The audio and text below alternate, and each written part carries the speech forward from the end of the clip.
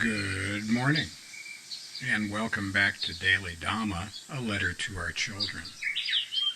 Today is November 28th, and our reading is Edmund Burke. On the scheme of this barbarous philosophy, which is the offspring of cold hearts and muddy understandings, and which is as void of solid wisdom as it is destitute of all taste and elegance, laws are to be supported only by their own terrors.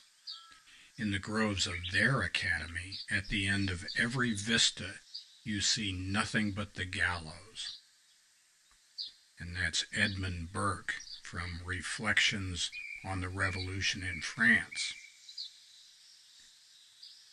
Burke knew that men are not naturally good, but are beings of mingled good and evil, kept in obedience to a moral law, chiefly by the force of custom and habit, which the revolutionaries would discard as so much antiquated rubbish. And that is Russell Kirk from Edmund Burke, A Genius Reconsidered. In July 1789, Burke stood alone against the French Revolution, which he, Jeremiah-like, foretold would be disastrous if unconstrained by traditional morality. The excesses of the Jacobins and their reign of terror proved him right, plunging France and Europe into an antagonist world for a quarter century. The revolutionaries, promising everything to everyone, not only made promises they could not keep, they also fed the mob's worst instincts, with all too predictable results. So it goes. There was a direct line from the high-minded, murderous Robespierre and Danton to the high-minded, murderous Napoleon. Beware the false promises of those who want to be the new boss. There's a good chance they'll be the same as the old boss. Courage to change the things we can is best limited to changing our own attitude.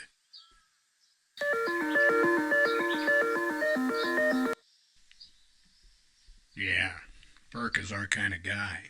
A genius indeed. And there's a wonderful tradition in letters that go from Edmund Burke and his reflections on the Revolution in France to his letters on a regicide peace, down to C.S. Lewis with The Abolition of Man, and Thomas Sowell, The Vision of the Anointed, Self-Congratulation as a Basis for Social Policy. And what they all have in common is this. They say that there is a natural law to which all of us are subject, that it is eternal, that it's been there forever, and that we ignore it at our peril. All three of these guys say that it is a fantasy, a dangerous fantasy, a fatal conceit, that we know better than the Tao, than God, than the way things are. And it doesn't really matter if we're looking at good, orderly direction in the Buddhist sense, or if we're looking at Yahweh, or if we're looking at the Tao, or whatever position you want to take it from. Krishna said the same thing to Arjuna in the Bhagavad Gita. Pick whichever philosophy floats your boat, but they all basically say the same thing.